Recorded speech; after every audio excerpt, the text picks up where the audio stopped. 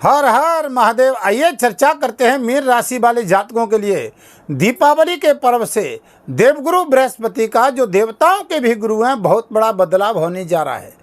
क्या आपके जीवन में एक सकारात्मकता, क्या एक नकारात्मकता, क्या वीडियो के अंत में बताएंगे, क्या एक आपको सटीक उपाय करने हैं, सभी बातों पर ध्यान से चर्चा होगी। चार्ट की ओर आप देखोगे, क्योंकि ये बहुत बड़ा परिवर्तन होने जा रहा है। 12 वर्ष के बाद में जो देवगुरु बृहस्पति मीन राशि पर उच्च राशि में कर्क में प्रवेश करने जा रहे हैं, जहां से मीन राशि पर बंधुओं देखेंगे कि गुरु की स्थिति कहां पर विराजमान है। ये थोड़ा ध्यान से देखेंगे। चंद्र राशि नाम राशि के आधार से फलादेश है। अब देखिए बंधुओं, आपकी 12 नंबर लिखा है, ये गोला मीन राशि है। अब देखिए कि मीन राशि है, देवगुरु बृहस्पति कहाँ विराजमान है, यहाँ से पंचम भाव में, ये पंचम भाव हो गया।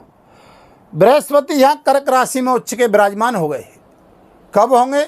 धन त्रयोदशी का दिन होगा, 18 अक्टूबर होगा, 2025 होगी। और देवगुरु बृहस्पति आकर के धन त्रयोदशी को, ये धन के ही कारक, शिक्षा के भी, ज्ञान के कारक यहाँ पर विराजमान हो जाएंगे। क्या बदलाव आएगा, जहाँ से जानते हैं कि ये पंचम भाव में बैठ कर के पहले तो यहाँ की चर्चा कर लेते हैं, जहाँ पर ये विराजमान है, यहाँ क्या कुछ हमको देने जा रहे हैं। अब देखिए, देवगुरु बृहस्पति उच्च भाव में, शिक्षा के भाव में, पंचम भाव में, संबंधों के भाव में बैठ कर के हमें क्या प्रदान करेंगे, पहली चर्चा ये हो रही है। फिर इनकी देवगुरु बृहस्पति की 3 दृष्टियां भी हैं और 2 घरों के मालिक है। तो 5 क्या आपके जीवन में बदलाव आने वाले हैं, क्या 5 आपको लाभ मिलने वाले हैं, ये बड़े गौर से सुनोगे आप। देखिए, यहाँ बृहस्पति पंचम भाव, उच्च शिक्षा का, प्रेम संबंधों का, संतान का, कार्य क्षेत्र का, ये बड़ा ही भाव मायना रखता है। जिन माता पिता को अपने बालकों से आस लगा करके बैठे थे कि शिक्षा पूर्ण करने पर जॉब का लाभ कब मिलेगा, नौकरी का लाभ कब मिलेगा, या शिक्षा में बार बार परेशानियों का सामना आ रहा था, उससे कब निजात मिलेगी, यहाँ पर बृहस्पति शिक्षा के कारक होकर के पंचम भाव में शिक्षा के क्षेत्र में बैठ करके आपको एक बहुत बड़ा खुशखबरी सुनाने का काम करेंगे। संबंधों में बेहतरीनता बनेगी। जिन माताओं को संतान प्राप्ति के लिए चिंताएं थी कि संतान योग कब बनेगा, संतान योग हमें कब प्राप्त होगा, ये पंचम भाव संतान का होता है। यहाँ से संतान प्राप्ति का योग प्राप्त कराता है देवगुरु बृहस्पति, क्योंकि संतान के भी कारक हैं। जहाँ से देवगुरु बृहस्पति आपके मांगलिक कार्यों में वृद्धि करने का योग करेंगे। जिन जातकों को शेयर मार्केट इत्यादि में बहुत बड़ी प्रॉब्लम हो रही थी, बार बार स्टॉक मार्केट में, कार्य क्षेत्र में, भूमि वाहन का काम करने वाले, प्रॉपर्टी का काम करने वाले, उन जातकों को भी जब ये बृहस्पति यहाँ से चतुर्थ भाव से यहाँ पंचम में आएंगे तो प्रॉपर्टी के भी, कार्य क्षेत्र में भी लाभ देने का योग बनाएंगे। अब देखिए कि ये बृहस्पति करेंगे क्या, इनकी दृष्टियाँ क्या करेंगी। हमने है जहाँ पर बैठे वहाँ का फलादेश बताया। अब आपकी कुंडली में ये मायना रखता है कि इन 3 दृष्टियाँ क्या काम करेंगी। पहली दृष्टि 5वीं दृष्टि से भाग्य भाव को देखेंगी। अब ये भाग्य भाव किस राशि का मालिक है? मंगल की राशि का मालिक है। देवगुरु बृहस्पति यहाँ से दृष्टि डाल रहे हैं।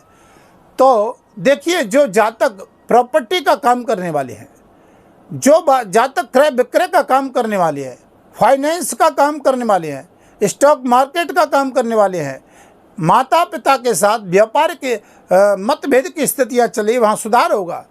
जो जातक व्यापार के अंतर्राष्ट्रीय यात्रा हैं, पिता के साथ संबंध, नए लोगों से व्यापार क्षेत्र में मुलाकात, यहाँ पर ये बहुत बेहतरीन काम करेगा, क्योंकि भाग्य स्थान को पंचम भाव सीधी दृष्टि से देख रहा है। ये पिता का स्थान होता है, यात्राओं का स्थान होता है, धार्मिक यात्राओं का लाभ, व्यापार की यात्राओं का लाभ, नए लोगों से मुलाकात, नई व्यापारिक चर्चाएं हैं, मतभेद की स्थितियां, पद प्रतिष्ठा, प्रमोशन में लाभ।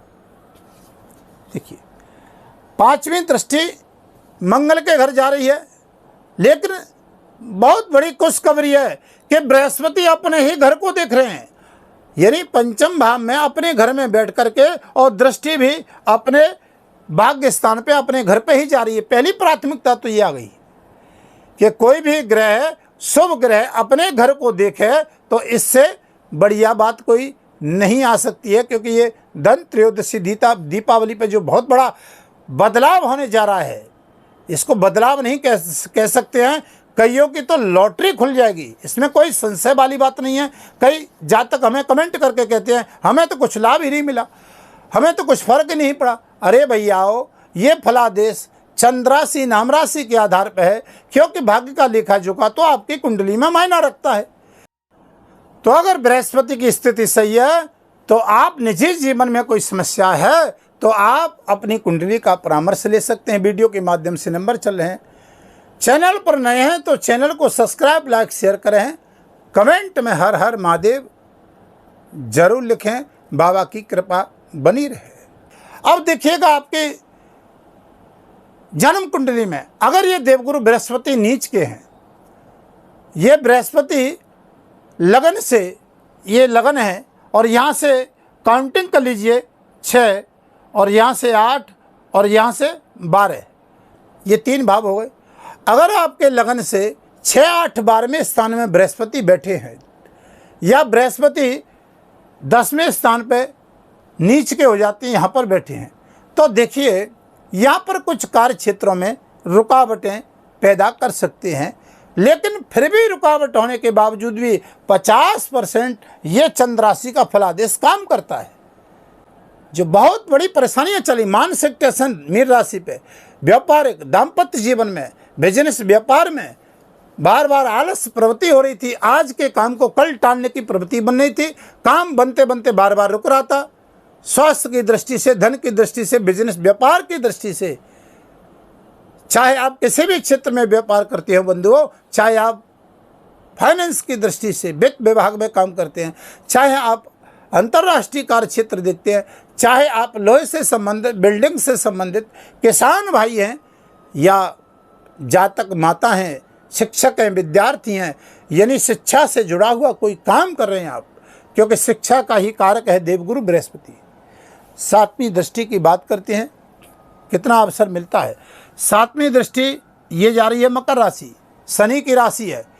काम थोड़ा धीमे हो सकता है, लेकिन यहाँ ज्योतिष शास्त्र में एक वर्णन दिया गया है कि अगर स्वग्रह शनि पर दृष्टि डालता है तो एकाएक उसको झटके में ही मालामाल करता है, क्योंकि शुभ ग्रह की दृष्टि शनि पे जाती है, कर्म के कारक देवता पे शनि पे, तो यहाँ से झटके में लाभ दिलाता है।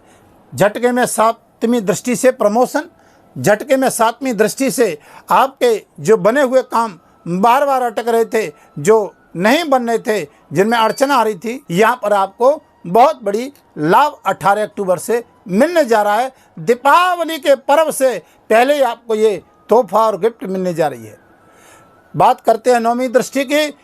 ये देवगुरु बृहस्पति 2 घरों के भी मालिक हैं।